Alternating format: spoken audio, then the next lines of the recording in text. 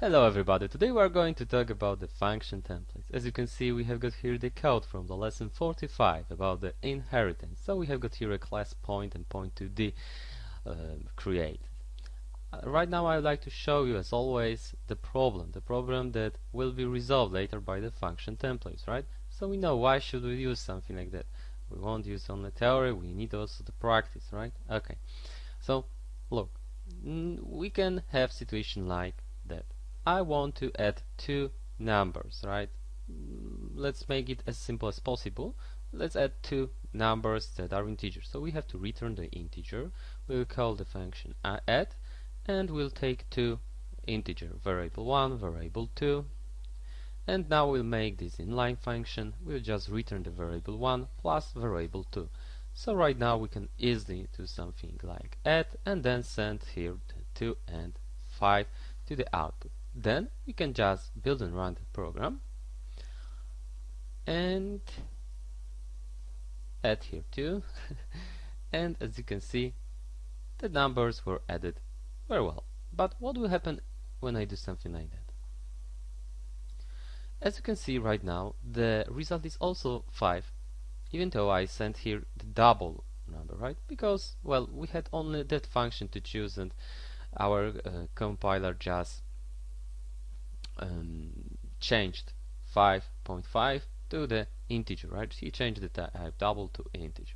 So it means that, well, if we want to have the right result, we should also create something like that: double,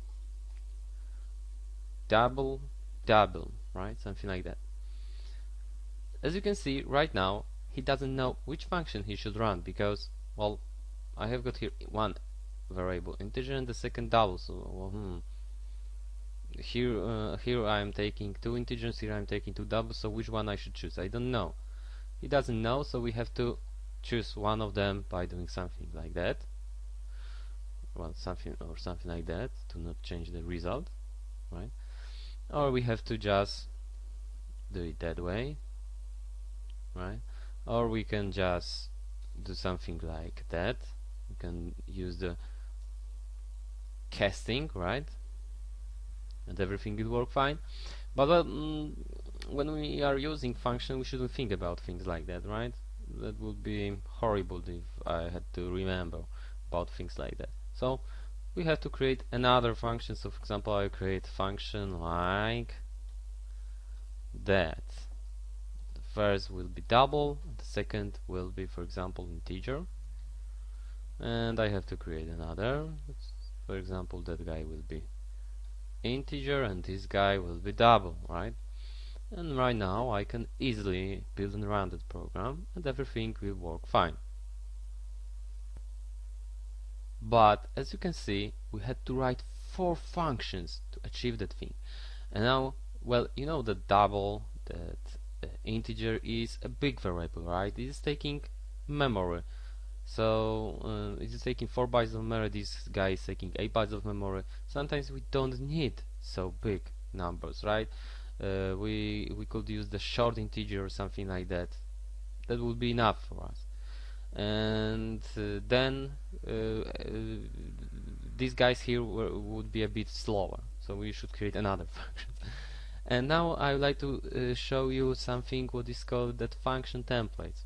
And this is something like generalization of functions, right? Generalization of functions. So we can just remove that thing here, and now we can say the word template. So we are creating a template. Then in the brackets like that, in the angle brackets, we can define our own type. This type is called general type. So we can do something like type name, and then we can, for example, do something like T. That T is the shortcut from the type. We can type here anything. This is our type, our name of type. Well, and well, I will just do something like T here, okay? And then I can use the type that I've just created here. It is any type that will be sent to our function. So I can do something like that: t at, then t var1, t var2, and then return the var1 plus var2. So right now I want to do what?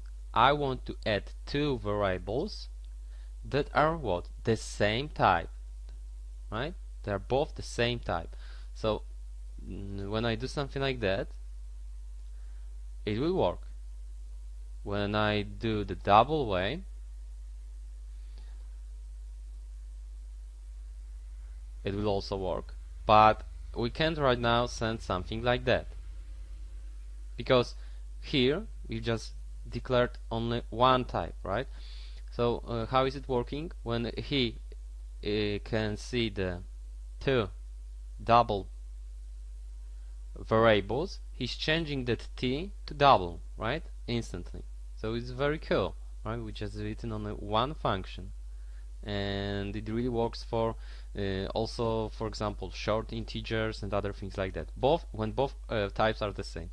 But hey, we can create more than one type. I can type something like type name t2, and now I will just change that guy to t2, and now I can easily add the double and int, or I can add the int and double. But as you can see, now we had the wrong result, because first we used what? We used the integer, then we use the double. So the first thing here is the integer, the second thing here is the double. So t2 is double, t is integer. So but I would like to have the double as a result always. How to do it?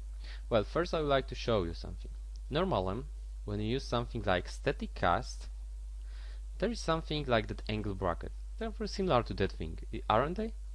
And here we are sending, for example, integer, then in the brackets we are sending, for example, 6.5, and this thing here will be changed to what? To the integer number. So static cast is really a function that is having something like that here. Now as you can see, the result is 6 here.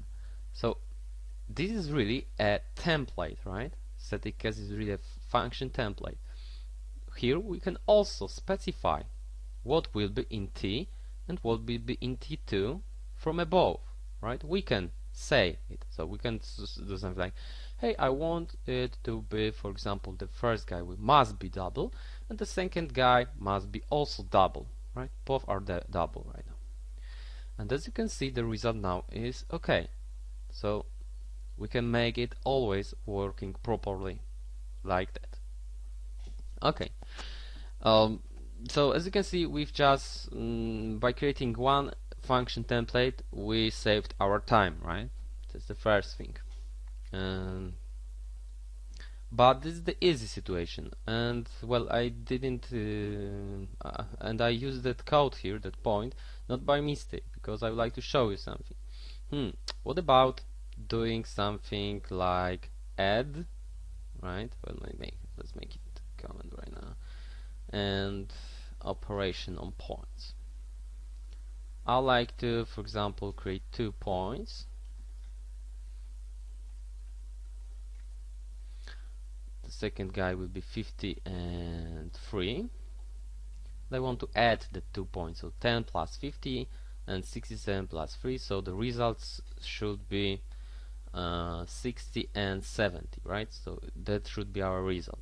And now I am using our function here, right? The add function, and p1, p2.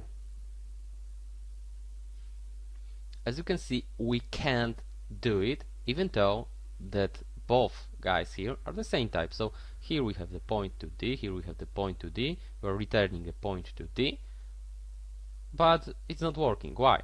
Because we didn't create the operator function that we talked about before. We created, but firstly I would like to show you another problem. Imagine now that we can't access that place here.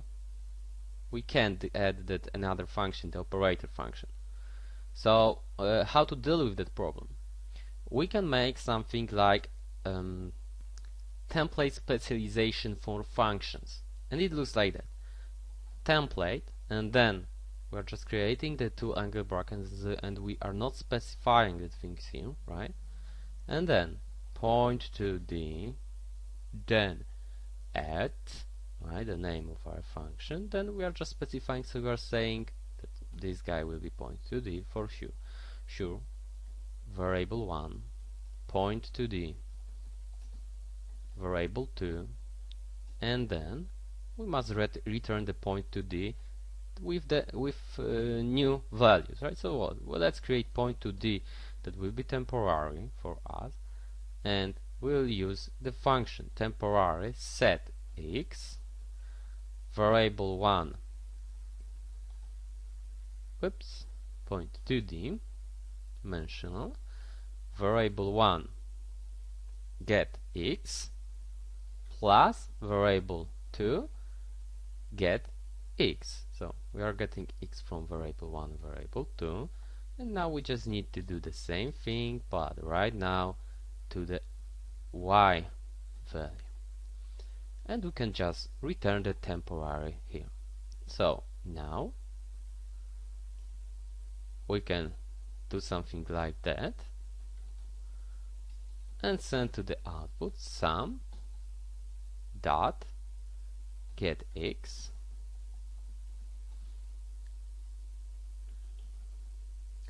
and get y. So the results should be 60 and 70. Sorry, that's my mistake. I didn't use the operator that allow us to invoke functions, of course, that are functions that are not properties. So now it will work fine.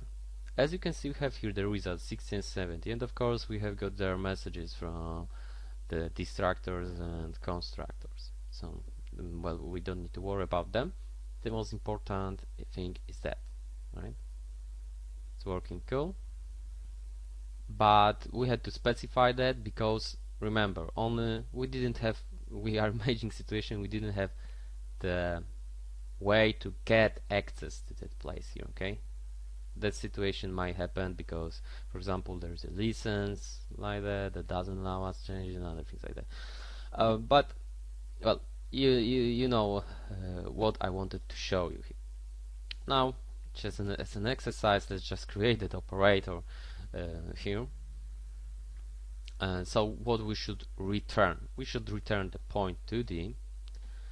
This guy is the operator function, so operator then plus, then we are saying what things will be added. So this will be the point to d, right? And this is the declaration.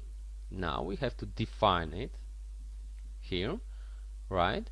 And we can do it by saying what will be returned. Then we go inside the point to d.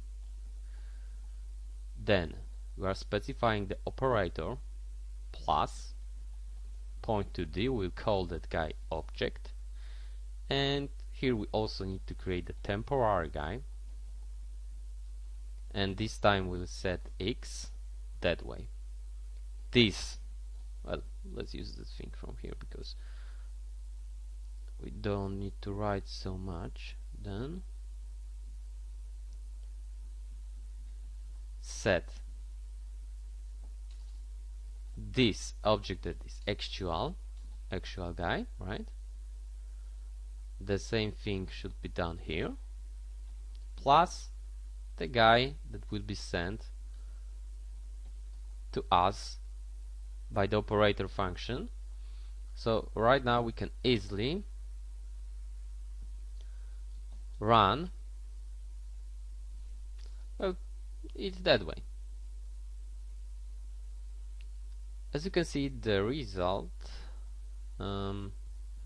we didn't return the temporary, of course, we need to return that. The result is 60 and 70 because now add is working fine with just that one function. Great, isn't it cool? I wrote one function and it's working very well with many other types. One functions for thousands of classes. That's great. This is that function templates. Okay, that's all in the lesson. Thank you very much.